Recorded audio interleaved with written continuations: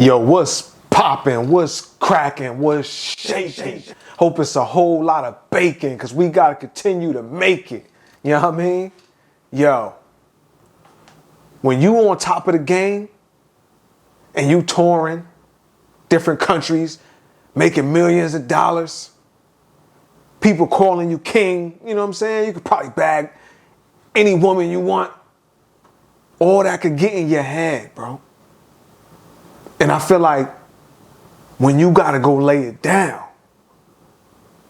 do that bid, sit in that prison cell, and it's quiet, you ain't got no choice but to deal with those inner thoughts, bro. That depression. You know what I mean? Young Thug did an interview on the Pivot podcast, one of the dopest podcasts on YouTube, and he talked about depression and how he really didn't know how to deal with it at first. You know what I mean? And you could understand that, because coming from an environment where you gotta be tough, bro. You can't be vulnerable. That's seen as a weakness. It's hard for you to snap out of that. But I feel like when Thug first came home, he didn't know how to deal with the depression in the public eye. You know what I mean? But now he kind of understand, like, yo, it's okay for me to be vulnerable in front of people. It's okay for me to say, yo, I miss my guys. Like, it's something that I'm dealing with. You know what I'm saying? And it makes me feel like prison can humble a person. You know what I'm saying? Let's check it out. Be a happy person. Just them type of talks you just had, like, world. Hey, Thug, you was the 10th of 11 kids growing up, right? So that's a lot of love in a big household. 11 brothers and sisters, bro. That's crazy. Because when you think about it, like, yo, and it could have been a single parent household. I'm not sure, but it could have been, which would have made it even crazier, because one parent, bro, there's no way they got enough time to sit down with each child and make sure they're mentally straight. There's no way, bro, especially when you in an environment where we struggling every day. We trying to figure things out every day. Like, we ain't got time to be sitting down and wondering if you right in the mental space with 11 kids, man. You spoke on Bank interview about not having your people, your guys around you. Now, like, when I see that, I see like that image of Will Smith standing in the house, looking around, nobody in there. Nobody. Right? How does it feel? You used to have everybody. When you went in, you had everything, right? All your people, and now to come home, you on your pivot. Like, it's a big reset. You got to get back to it. Like, what state of mind are you in right now? Like, seriously. I don't know, bro. I just think I'm a street nigga, bro. I'm such a gangster and a man. I just don't like to just be like, to even acknowledge if I'm depressed about something. Like, I don't even really know what the fuck depressed is. Like, I don't know how you appear when you depressed. I don't know, bro. I be having like talks with my girl, you know, just like some of the homies, you know, people like Big Bank, talk to them type people and just like, damn, bro, you depressed, bro, you hurt. I'm like, what it look like? How you know? I never just really dealt with it. I was just so caught up into just like. And I think the interview with Big Bank played a big role in him changing his mental state too. Because sometimes you need to hear it from somebody who you know went through the same stuff you went through. It kind of opens your eyes up, like, all right, maybe I am bugging a little bit. You know what I mean? Shows my craft and just like helping people and doing shit to the point where I don't know. I think I'm depressed but I just think it's because goddamn everybody telling me I don't know if I am. I don't know You if saying like right now, still? You think you're depressed? Hell yeah, cause you gotta think like, shit. Not to just keep talking about the shit that I talked about in bank interview, but like you gotta think, it's just like, imagine y'all just being with each other for the last 12 years, every day, every day. You got shows, they going to your show. When they got show, you going to theirs. Just every day. And to just like being in jail, then your crew doing the wrong thing. Now you dolo.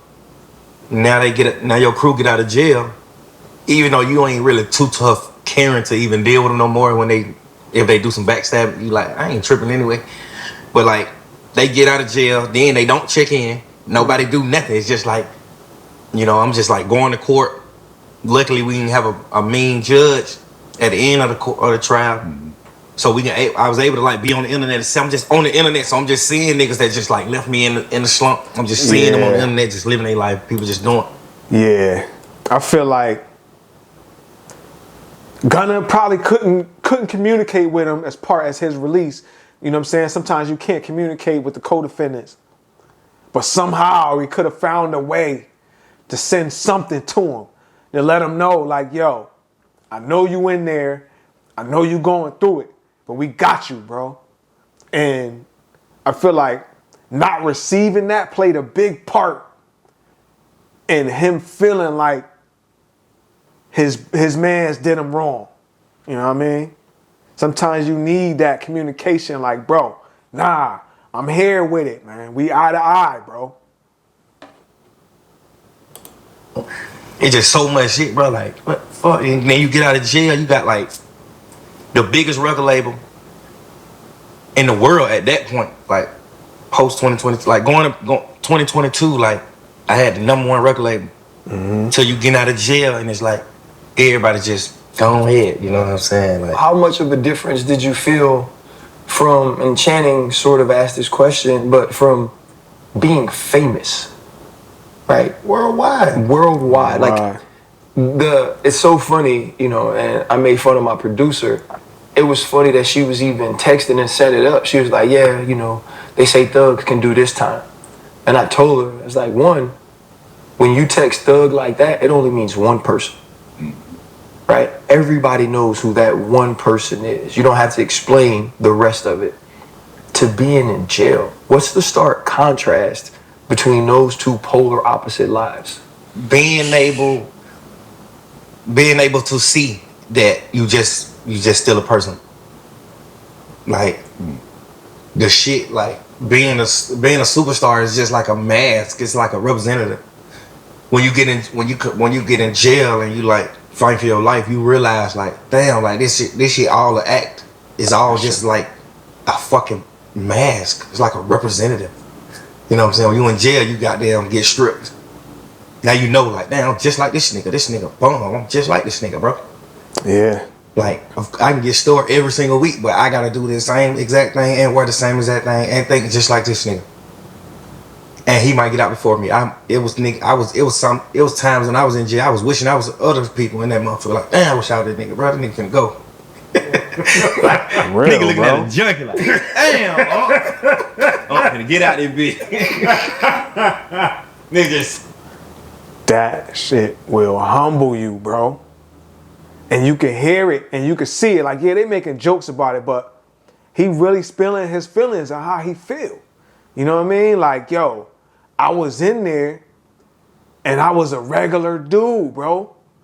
You know what I mean? Like, all of a sudden, the music, the money, the fame, none of that matter, bro. I'm just like everybody else. And it forced you to deal with those real life issues, those real life problems, those real life thoughts. You know what I mean? And truthfully, like, I feel like the people want to hear him make that change and let it reflect in his music as well. You know what I mean? Like,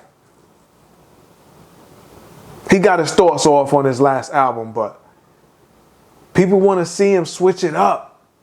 do some music that's a little bit more meaningful.